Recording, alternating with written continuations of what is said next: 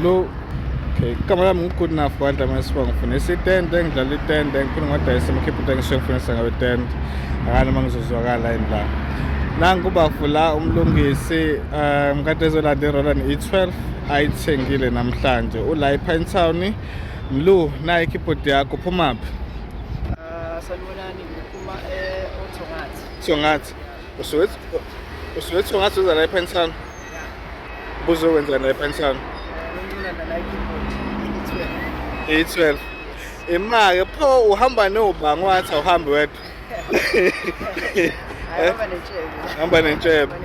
Okay, ikeyboard uyithestile mfethu, yini oyinothisile ngayo injani mfethu condition yakhona? Ikeyboard mfethu ngithestile, i-right, i-fresh, inginabi nomnikazi wayo mfethu. Ungithole pho mina?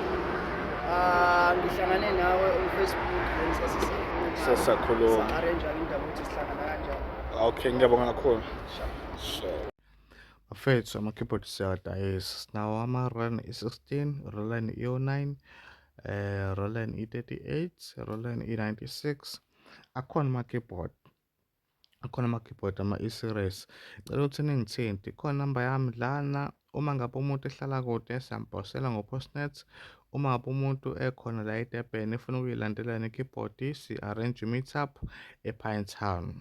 Nansi inamba yami la uma ngabe khona i-keyboard oyifunayo yetende. Ngiyabonga.